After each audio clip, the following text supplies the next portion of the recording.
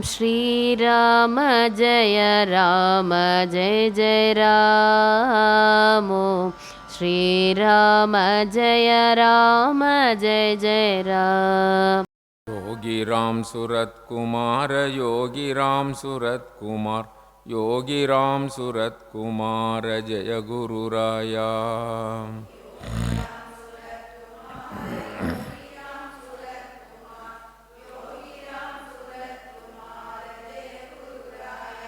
योगी राम सूरत कुमार योगी राम सूरत कुमार योगी राम सूरत कुमार जय गुरुराया।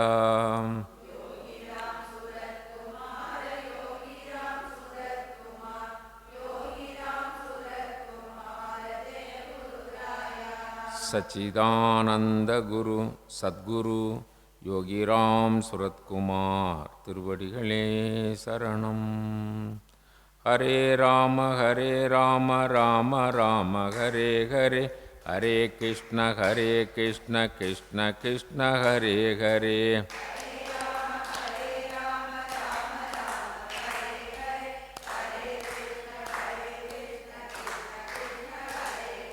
हरे राम राम हरे हरे हरे कृष्ण कृष्ण कृष्ण हरे हरे।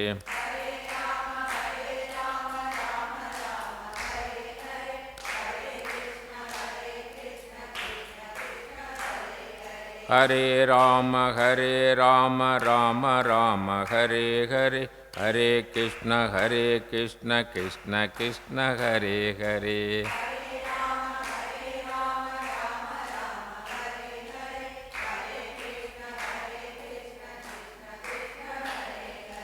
जानकी जीवन स्मरणे जय जय राम राम गोविंद नाम संकीर्तनम।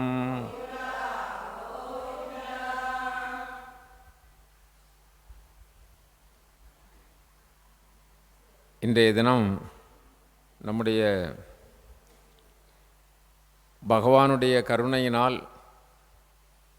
நடைபெற்று கொண்டிருக்கின்ற ஸ்ரீமத் பாகவத மகாபுராண சப்தாக நிகழ்ச்சியினுடைய 6வது நாள் சிறப்புக்குரிய இந்த நல்ல நிகழ்ச்சியில் கலந்திருக்கின்ற அன்பிற்கும் பெருமைக்கும் உரிய அத்துணை மெய்யடியார்களுக்கும் இந்த நல்ல சம்பவத்திலே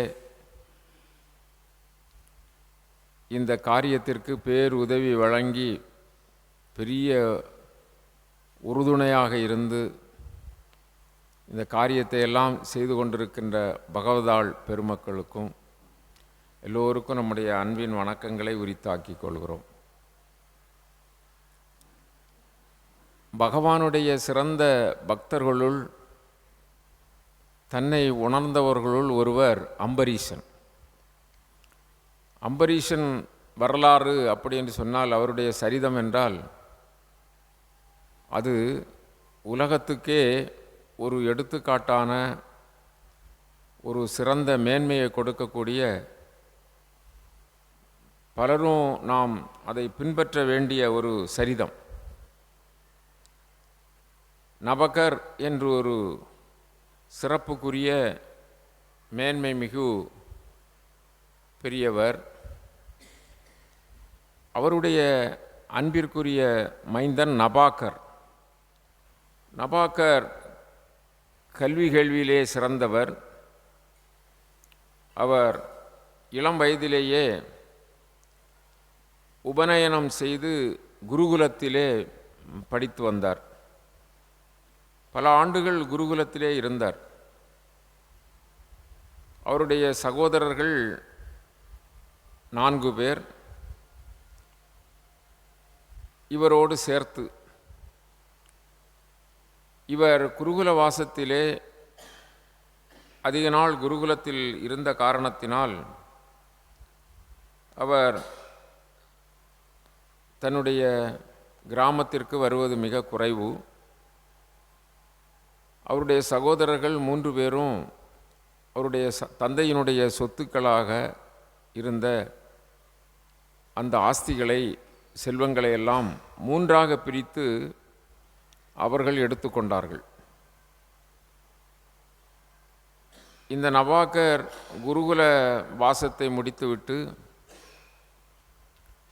இல்லத்திற்கு வருகின்ற பொழுது சகோதரர்கள் சொத்துக்களை, ஆஸ்திகளை பங்கு வைத்திருப்பதை அறிந்தார்.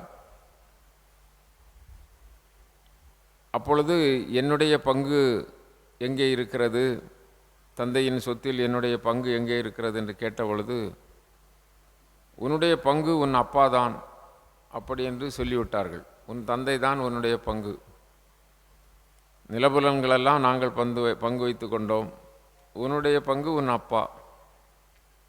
அப்படி சொன்ன உடனே இந்த நபாக்கர் தந்தையிடம் போய் கேட்டார். தந்தை சொன்னார், அப்பா, உன்னை அவர்கள் ஏமாற்றி விட்டார்கள். தந்தை ஒரு சொத்துக்காக, சொத்து மாதிரி ஆகாது, அதை பிரிக்க முடியாது. அப்படி யாராவது தந்தையை சொத்தாக நினைத்து பிரிப்பார்களா? அப்படி பிரிக்க மாட்டார்கள். ஆனால் நீ ஒரு காரியம் செய். நீ படித்தவன், குருகுல வாசம் செய்தவன், வேதங்களை எல்லாம் தெரிந்து கொண்டவன். இங்கே அருகாமையிலே முனிவர்களெல்லாம் ஒரு சத்திரம் நடத்துகிறார்கள். இறைவனை அடைவதற்கான மேலான சத்திரம். சத்திரம் என்றால் வேள்வி. அதில் அவர்கள் 6 நாள் தொடர்ந்து நடத்த வேண்டிய அந்த வேள்வியிலே 5வது நாள் சொல்ல வேண்டிய விசேஷமான மந்திரம் அவர்களுக்கு மறந்து போய்விடும். அந்த 2 மந்திரங்களையும் நான் உனக்கு உபதேசம் செய்கிறேன். நீ அந்த வேள்வி சாலைக்கு செல். அவர்கள் அந்த 5வது நாள் சொல்லக்கூடிய மந்திரத்தை மறந்திருக்கின்ற பொழுது நீ அவர்களுக்கு இதை சொல்லிக் கொடு.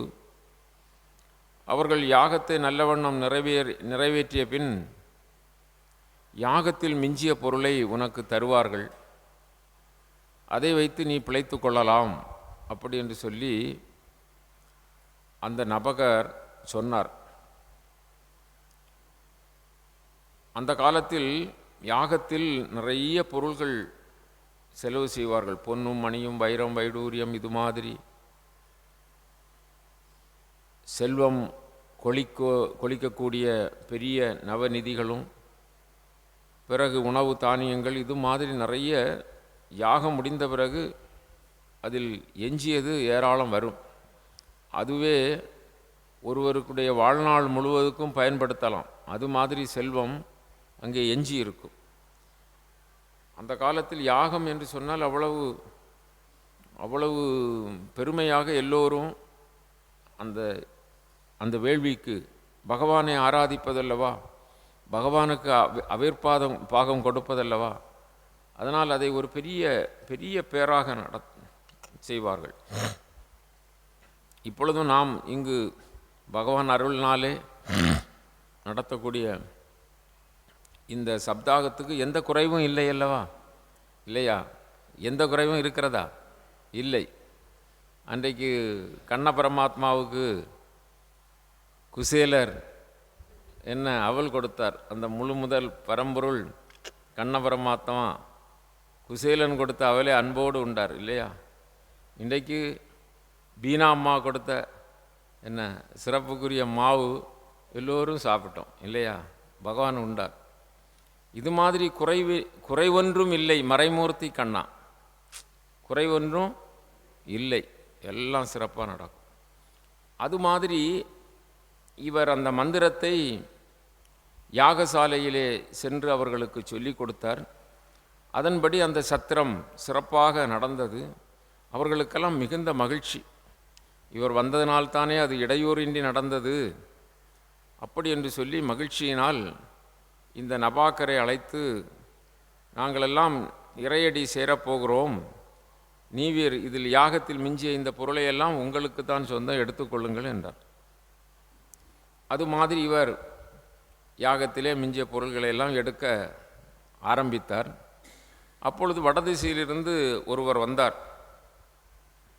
யாகத்தில் மிஞ்சிய பொருள் எடுக்காதே, அது எனக்குத்தான் சொந்தம்.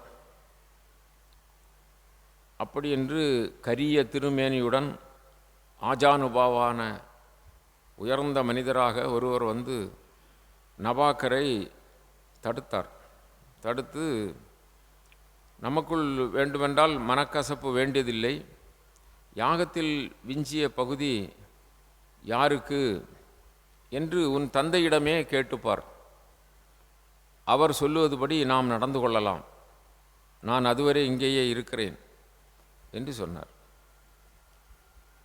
உடன் இவர் இந்த நபாக்கர் கிடுகிடென்று அவருடைய வீட்டிற்கு சென்றார். தந்தையாரை பார்த்து, தந்தையார் வயோதிக நிலையில் இருக்கிறார், தந்தையாரை பார்த்து, அப்பா, நீங்கள் சொன்னபடி சத்திரத்திலே நான் அந்த மந்திரங்களை சொன்னேன், அதன்படி அவர்கள் முனிவர்கள் எனக்கு மனமுகந்து அந்த யாகத்தில் மிஞ்சிய பாகத்தை கொடுத்தார்கள். நான் எடுக்கும் தருவாயில் வடதிசையிலிருந்து ஒருவர் வந்தார், கருத்த மேனியுடையவராக இருக்கிறார், ஆஜானுபாவா இருக்கிறார், யாகத்தில் மிஞ்சிய பகுதி எனக்குத்தான், இதை எடுக்கக்கூடாது, உனக்கு ஏதாவது சந்தேகம் இருக்கும் என்றால் உன் தந்தையிடம் கேட்டு வா, நான் இங்கேயே இருக்கிறேன் என்று சொன்னார். உடனே அவர் யோசித்தார், நபாக்கர் அந்த வந்திருப்பவர் சாதாரணமானவர் அல்ல, நீ சொல்லுகின்ற அடையாளங்களை வைத்து பார்த்தார் அவர் ருத்ரர், யாகங்களில் மிஞ்சிய பகுதி அவருக்குத்தான். தட்ச பிரஜாபதி நடத்திய வேள்வியிலே ஒரு உறுதி எடுத்து கொண்டார்கள், எங்கேனும் வேள்வி நடைபெற்றதென்றால் யாகத்தில் விஞ்சிய பகுதியை ருத்திரருக்கு அளிக்க வேண்டும் என்று சொல்லி. அதுதான் பரம்பரையாக நடந்து வருகிறது. ஆகவே வந்திருப்பவர் ருத்திரர், அவருக்கே கொடுத்து விடு என்று சொல்லி அனுப்பினார். இவர் திரும்ப வந்தார், இங்கே ருத்திரர் காத்திருக்கிறார். கேட்டாயா உன் தந்தையிடம்? ஆமாம் ஆமாம் பகவானே, உங்களை அறியாமல் நான் தவறு செய்தால் மன்னித்து விடுங்கள், நீங்கள் ருத்திரர்.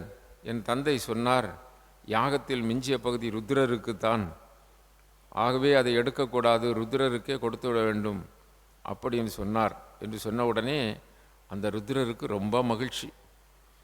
அவர், உன் தந்தையும் நியாயத்தை சொன்னார், அதுபோல சொன்னதை மறைத்து வந்து இவரும் சொல்லலாமே பொருளுக்கு ஆசைப்பட்டு, ஆனால் நீயும் நியாயமாக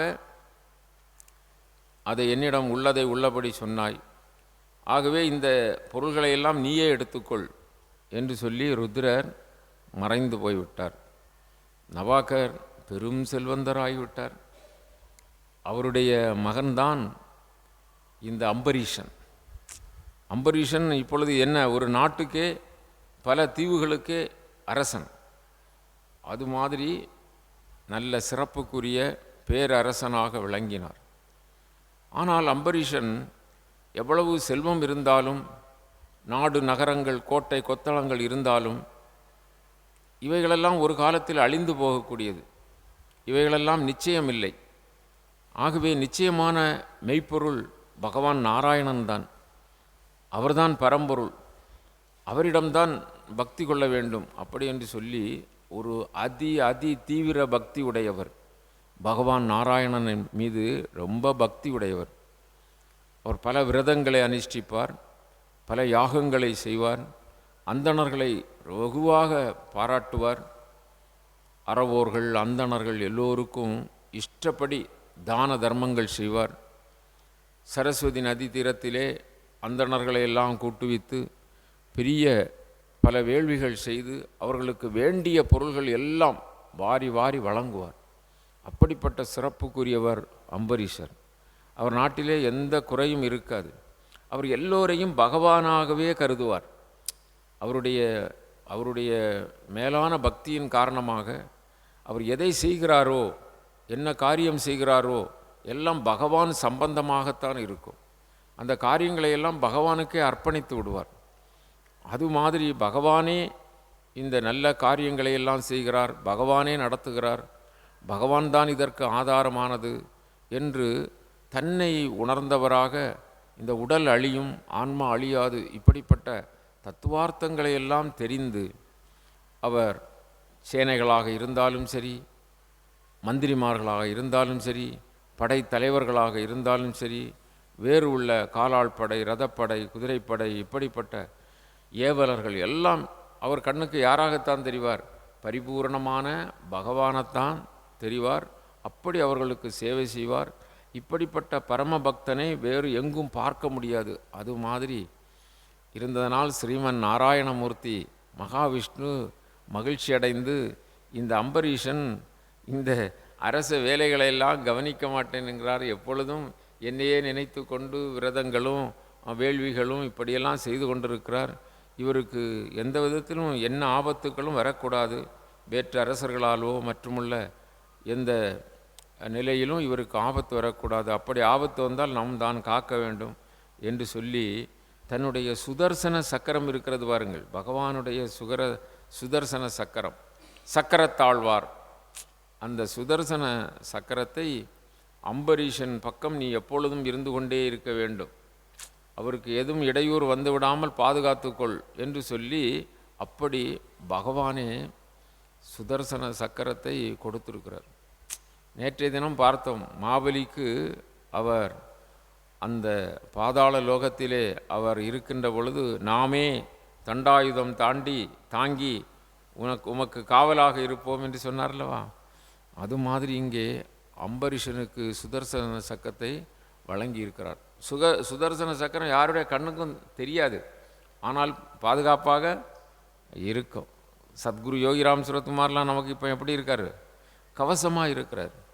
என்ன நமக்கு தெரியாது, அப்படித்தானே? சின்ன பகவான் நாராயணன் நமக்கு எப்படி இருக்கிறாரு? கவசமாக இருக்கிறார்.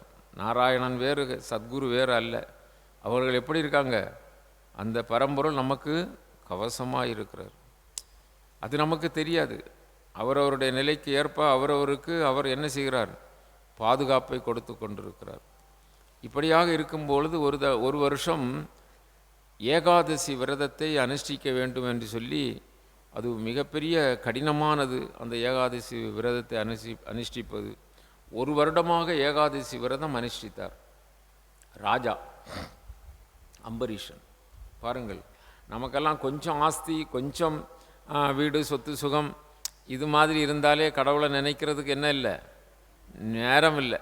என்ன, ஆஃபீஸ் போனோம், வீட்டுக்கு போனோம், அங்கே வேறு வேலைகள் இருக்குது, இங்கே வேறு பல இது இருக்குது, 24 மணிக்கூறும் ஃபோன் வருது. இப்படி பகவானை நினைக்கிறதுக்கு நமக்கு முடியலை. ஆக ஒரு சின்ன குடும்பம், ஒரு குட்டி குடும்பம், இதை நடத்துறதுக்குள்ளேயே என்ன ஆகுது? அவ்வளவு கஷ்டம். எங்கே போகிறீங்க, அங்கே பிரச்சனை, இங்கே பிரச்சனை, இன்றைக்கி மெட்ராஸ் போகிறேன், இன்றைக்கி பாம்பே போகிறேன், என்ன எல்லாம். ஆனால் ஒரு நாட்டை 7 தீவலங்களை எல்லாம் ஆட்சி செய்த அம்பரீஷன், அவருக்கு எவ்வளவு இருக்கும். ஆனால் அவர் ஒரு கணம் கூட பகவானை மறக்காமல் இருந்ததில்லை. நல்ல தெளிவாக இருக்கணும், உற்சாகமாக இருக்கணும். இப்போ காலை பொழுது தானே இல்லையா? நல்ல உற்சாகமாக இருக்கணும், நல்ல கைகளெல்லாம் தட்டிக்கணும், நல்ல உற்சாகமாக, நல்ல கவனமாக இருக்கணும். அப்போது அம்பரீஷன் அந்த விரதத்தை மேற்கொண்டார். ஒரு ஆண்டு கழிய போகிறது. கடைசி 3 நாள் தண்ணீர் கூட குடிக்காமல் உண்ணாவிரதம். 3 நாள் இந்த ஏகாதசி விரதத்தின் கடைசி 3 நாள் தண்ணீர் கூட குடிக்காமல் அந்த விரதம் நடக்கிறது. நிறைய தான தர்மங்கள் செய்கிறார்கள். அந்தணர்கள்லாம் நிறைய இருந்து அங்கே எல்லாம் ஆசி வழங்குகிறார்கள். அப்படி பெரிய நிகழ்ச்சி. அதில் எல்லாருக்கும் உணவு எல்லாம் தயாராக இருக்குது. இந்த ஏகாதசி விரதம் 3 நாள் கடுமையான விரதம் இருக்கிறதில்ல, இது முடிஞ்ச உடனே, பூஜை முடிஞ்ச உடனே அந்த விரதத்தை நிறைவு செய்யணும். அப்போது உணவு சாப்பிடணும். பாரணை அப்படின்னா என்றால் உணவு சாப்பிடணும். சாப்பிட்டு அதை முடிக்கணும். அது அந்த நேரத்துக்குள்ளே முடிக்கணும். அந்த குறிப்பிட்ட திதி, ஏகாதசி திதி இருக்கு இல்லையா, அது முடிஞ்சு போகிறதுக்குள்ளே இந்த விரதத்தை முடித்து என்ன உணவும் சாப்பிடணும். அப்போந்தான் அதுக்கு இருக்கிற பட்டினியெல்லாம் அது வேறு, இது அதுக்குள்ளே முடிக்கணும். அதுதான் அதனுடைய அந்த விரதத்துடைய நியதி. இது இந்த முடியும் தருவாயில் இருக்கும்போது யார் வந்துட்டா? துர்வாச முனிவர் வந்துட்டார். துர்வாச முனிவர் அவருடைய ஆட்களோடு எப்பவும் அவர் அப்படித்தான் வந்தார். வந்தவரை நம்முடைய அம்பரீஷன் ரொம்ப மகிழ்ச்சியோடு அவரை கண்டவுடனே முனிவுங்கவர் வருகிறார். அதுவும் ஏகாதசி விரதம் முடியக்கூடிய நல்ல தருணத்தில் வருகிறார். அப்போ இது ஒரு பெரிய நல்ல ஒரு சகுனம், ரொம்ப நல்லது அப்படின்னு சுவாமியை வரவேற்று அவர் திருவடியில் விழுந்து வணங்கி அவருடைய திருவடிகளை நீரால் கழுவி அபிஷேகம் செய்து அந்த நீரை புரோட்சித்து எல்லாம் பெரிய ஆசனம் கொடுத்து அவரை இருக்க செய்தார். அவர் சொன்னார், எனக்கு பசியாக இருக்குது, நான் சாப்பிடணும், ஸ்நானம் செய்துட்டு வர்றேன் அப்படின்னு சொல்லிட்டு அவர் போனார். போனால் அவர் போய் அவர் வேண்டிய அனுஷ்டானங்களெல்லாம் செய்து அந்த நதியில் அப்படியே மூழ்கி இருந்து மந்திரங்களையெல்லாம் ஜெபிப்பாங்க. அப்படி ஜெபிக்கிறது நேரம் ஆகிட்டே இருக்குது. இப்போ இன்னும் ஒரு முகூர்த்த நேரம்தான் இருக்குது, என்ன 24 நிமிஷம், என்ன ஒரு முகூர்த்த நேரம்தான் இருக்குது. இதை முடிக்கணும். எதை முடிக்கணும்? ஏகாதசியை முடிக்கணும். ஆனால் விருந்தினர் வராமல் என்ன செய்ய முடியாது. ஏகாதசி விரதத்தை விருந்தினர் பசியோடு இருக்கும்போது முடிக்கலாமா? என்னம்மா? துவாதசி நாள் அன்னைக்கு என்ன ஏகாதசி துவாதசி 2வது நாளா? அப்போது முடிக்காமல் இருக்க முடியாது. அப்போது அவர் பார்க்குறாரு, வரல, துர்வாச முனிவர் வரல. அப்போ விருந்தினர் அவரும் அதுவும் பசியாக இருக்குது சாப்பிடணும்னு சொல்லிட்டு போயிருக்கிறார். பசியோட அதிதியை வச்சுட்டு சாப்பிடக்கூடாது. அதிதி தேவோபவ இல்லையா? அதுவும் வந்திருப்பவர் துர்வாசர், பெரிய முனிவர், முனிவர்களுக்கெல்லாம் முனிவர் அது மாதிரி. அதனால் விருந்து புறத்ததாய் தானுண்டல் சாவா மருந்தனினும் வேண்டற் பாற்று. விருந்தினர்கள் இருக்கும்போது நம்ம மட்டும் சாப்பிட்டுக்கிட்டு அப்படிதானா, சரி சரி நீங்கள் சாப்பிட்டு தானே வந்திருப்பிய அப்படின்னு சொல்லி வழி அனுப்புறது நல்லதில்லை. நல்லதா? நல்லதில்லை. விருந்து புறத்ததாய் தானுண்டல் சாவா மருந்தனினும் வேண்டற் பாற்று. அதுவும் இப்போ அம்பரீஷனுக்கு எல்லா விவரங்களும் தெரியும். இப்படி அதிதிகளெல்லாம் நல்லா உபசரிக்கக்கூடியவர், அந்தணர்களெல்லாம் போற்றக்கூடியவர். இப்போ அந்தண சிரேஷ்டராட்டு அவர் துர்வாசர் வந்திருக்கிறார். அப்போ என்ன செய்யலாம் அப்படிங்கிறது இவருக்கு ஒன்றும் ஓடலை. இருதலை கொள்ளி எறும்பு போல அவருடைய மனம் கலங்கியது. உடனே அங்கிருந்த அந்தணர், பெரிய சாஸ்திரங்கள்லாம் தெரிந்த அந்தணர்கள்ட்டெல்லாம் கேட்டார். அப்போ அவங்க சொன்னாங்க, சாஸ்திரத்தில் ஒரு வழி இருக்குது, உத்தரணியில் தண்ணீர் எடுத்து அந்த தண்ணீரை நீங்கள் பானம் செய்துட்டா போதும், அது பாரணை ஆயிரும், உணவு சாப்பிட்டது போலே ஆகும். ஆனால் துர்வாசர் வரக்கு முந்தி சாப்பிடாத நிலையில் இருக்கணும் இல்லையா, சாப்பிடாதது போலே ஆகும். ஒரு உத்தரணி தண்ணீரில் நீங்கள் அதை எடுத்து விரதத்தை முடிக்கலாம். அதுக்கும் பிறகு நீங்கள் இது சாப்பிட்டதாக கணக்கு வந்துடும். அதே நேரத்தில் விருந்தினர்களுக்கு கொடுக்காமல் சாப்பிட்டது போல் அந்த கணக்கும் இருக்காது அப்படின்னு சொன்ன உடனே இவர் ஒரு உத்தரணி தண்ணீர் எடுத்து பாரணை செய்து அந்த துவாதசி விரதத்தை என்ன செய்தார்? துவாதசியில் விரதத்தை முடித்தார். அங்கிருந்து வந்தார் துர்வாசர். வரும்போதே அவருடைய ஞான திருஷ்டியினால் பார்த்தார். இவர் என்ன செய்து விட்டார்? இவர் உண்டு விட்டார். அதிதிக்கு கொடுக்க, நீ எல்லாம் மூடன், பக்தனா நீ? பக்தன் என்று சொல்லிக்கொண்டு பகல் வேஷக்காரன், எல்லா பேருக்கும் பெரிய பேரும் புகழும் உண்டாகும்படியாக போலி வேடம் கொண்டவன், நீ உண்மையிலேயே பக்தன் அல்ல அப்படி என்று சொல்லி கடுமையான வார்த்தைகளால் இந்த அம்பரீஷனை திட்டினார். திட்டிவிட்டு அவருக்கு கோபம் தாங்கவில்லை. துர்வாசருக்கு கோபம் வந்தால் அவர் என்ன செய்திட மாட்டார், அதை தடுத்துட மாட்டார். யாருக்காவது இப்பொழுது கோபம் தானே இவர் துர்வாசராகும் அப்படி சொல்லுவாங்க இல்லையா, அது மாதிரி அவருக்கு கோபத்துக்கு அடையாளம் யார்? துர்வாசர். அதனால் சடை கற்றையிலிருந்து ஒரு முடியை எடுத்தார். எடுத்து ஒரு பெரிய பூதத்தை உருவாக்கி அவனை கொன்னுரு அப்படின்னு அனுப்பிட்டார். உடனே அது ஒரு பெரிய பயங்கர பூதமாக வந்தது. அது எப்படி கையில் கத்தியை வச்சுட்டு வெட்டுறதுக்கு வருது அம்பரீஷனை. ஆனால் அம்பரீஷன் அவர் உண்மையிலேயே பரம பக்தர், பகவானை நினைத்து இருக்கக்கூடியவர். அதனால் அவருக்கு என்ன இல்லை, பயம் இல்லை. அவர் அப்படி நின்ன இடத்த விட்டு ஒரு அங்குலம் கூட அசையவில்லை, அப்படியே நின்ன வண்ணம் இருக்கிறார். ஆனால் இந்த பூதம் ரொம்ப அதிவேகமாக கத்தியோடு வருகிறது. உடனே இவருக்கு பாதுகாப்பாக இருப்பது யார்? சுதர்சனம் அல்லவா? சுதர்சனம் பார்த்து கொண்டு இருக்காதல்லவா? உடனே சுதர்சனம் வெளிக்கிளம்பிற்று. வெளிக்கிளம்பி 1000 சூரிய பிரகாசனோடு அக்னியை கக்கி கொண்டு வெளியே வந்து அந்த பிசாசத்தை, அந்த பூதத்தை எரித்து விட்டது. எரித்ததோடு மட்டுமல்லாமல் அதை ஏவினார் அல்லவா, செய்தார் வினை செய்தாருக்கு இல்லையா, ஏவின அந்த துர்வாசரை அது நெருங்குகிறது. ஓ, அவருக்கு துர்வாசருக்கு தெரிகிறது இது சக்கராயுதம், இது நம்மை நெருங்குகிற அழித்து விடும், அதுவும் அது என்ன அக்னியை கக்கி கொண்டு வருகிறது. அதனால் இவர் ஓட ஆரம்பித்தார். அது பின்னால் விரட்டுது. இவர் ஓடுகிறார் ஓடுகிறார், ஓடிக்கொண்டே இருக்கிறார். மலைகள், மலை முகடுகள், காடுகள், வனங்கள், வனாந்தரங்கள், பள்ளத்தாக்குகள் எல்லாம் ஓடினார். ஆனால் அது விரட்டிகிட்டே வரும். இனி இந்த பூலோகத்தில் ஓடி பிரயோஜனம் இல்லை, யார்கிட்டையாவது போய் தெய்வலோகத்தில் சரணடைவோம் அப்படின்னு சொல்லி பிரம்மாவிட்ட போனார்.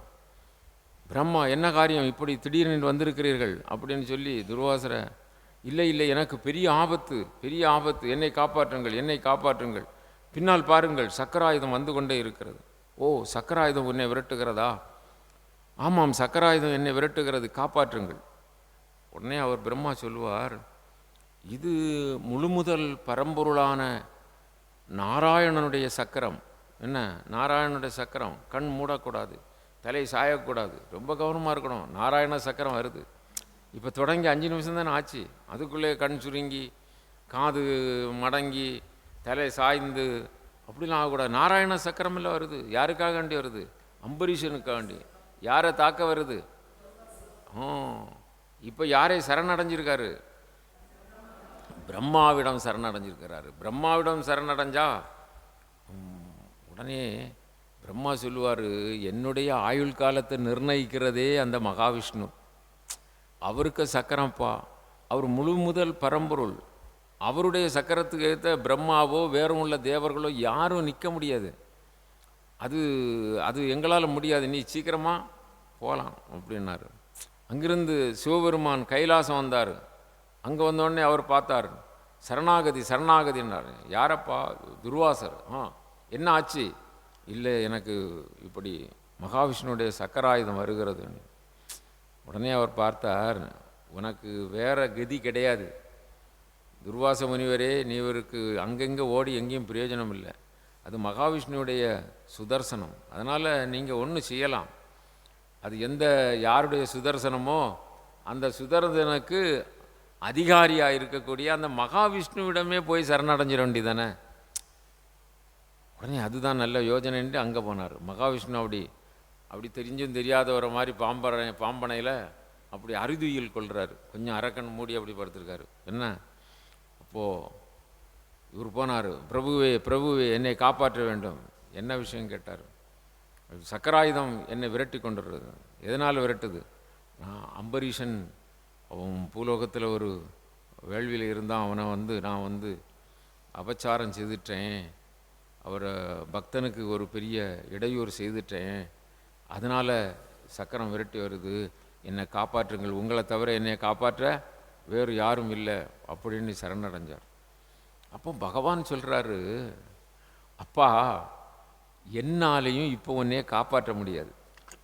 ஏன்னு கேட்டால், எனக்கு நீ ஒரு அபச்சாரம் செய்து எனக்கு ஒரு தீங்கு இழைச்சிருந்தேன்னா சரி போனால் போட்டு, எல்லோரும் ஒன்று போல தானே பிழைச்சி போட்டேன்னு சொல்லிட்டு நான் என்ன செய்யலாம்? நான் மன்னிப்பு தரலாம், மன்னிப்போ அதுக்கு ஒரு பரிகாரமோ தரலாம். ஆனால் என்னுடைய பக்தன் அம்பரீஷன், பக்தனுக்கு ஒரு இடையூறு வந்ததென்றால் அதை என்னால் பொறுத்து கொள்ள முடியாது.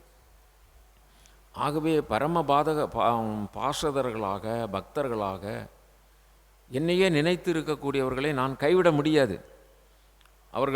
அவர்களுடைய உற்றார் உறவினர், சொந்தம் பந்தம், மனைவி மக்கள், சொத்து சுகம் எல்லாம் விட்டுவிட்டு நான் ஒருவனே கதி என்று சொல்லி என்னையே நம்பி இருப்பவர்களை நான் எப்படி விட முடியும்? கைவிட முடியும்? முடியாதுப்பா, இது என்னாலும் முடியாது. ஆகவே ஆனால் ஒரு காரியம், நீ வந்து விட்டாய், ஒரு காரியம், பிரபுவே சொல்லுங்கள், யாருக்கு நீ தீங்கு செய்தாயோ அவனிடமே போய் சரணடைந்து விடு, உனக்கு நிம்மதி கிடைத்து விடும், சீக்கிரமாக போ என்றார்.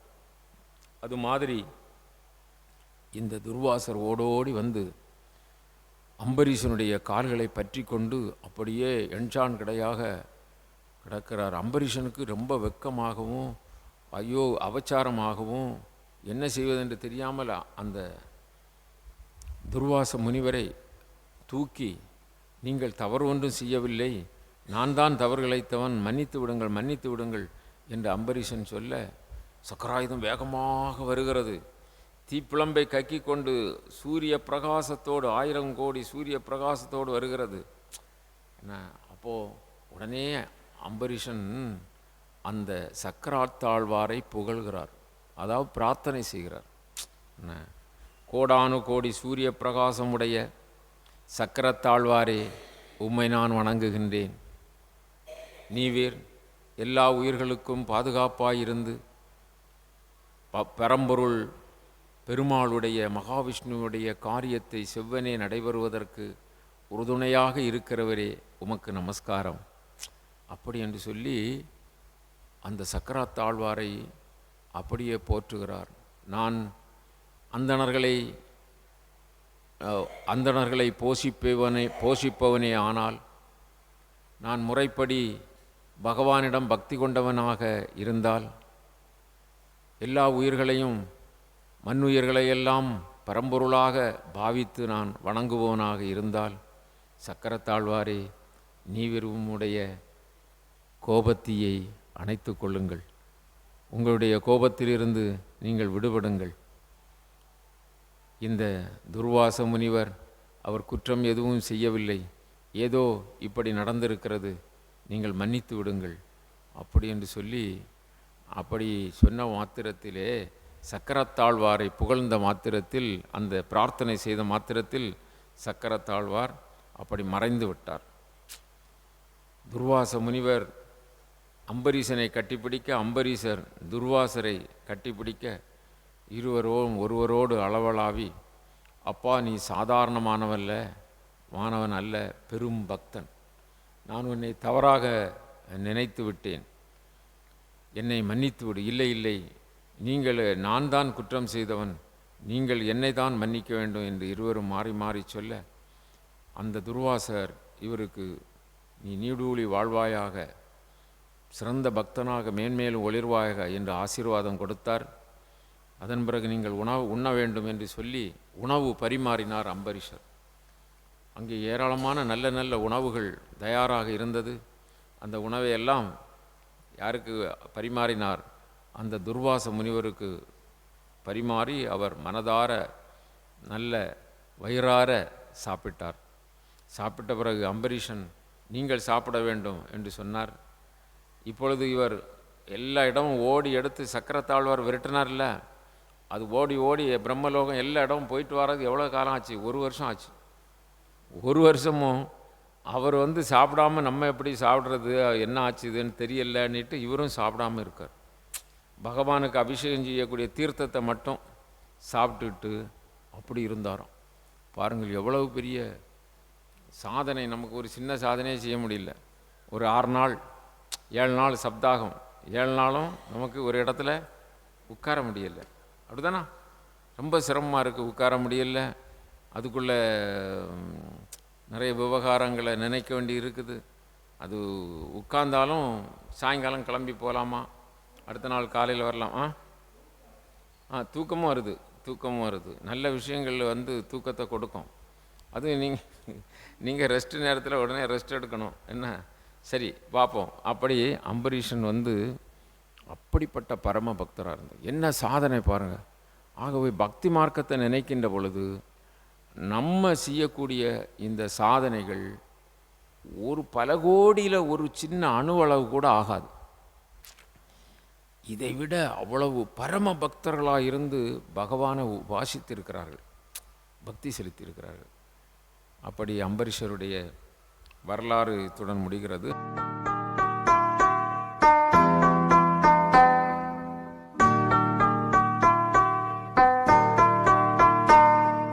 योगी राम सूरत कुमार जय गुरु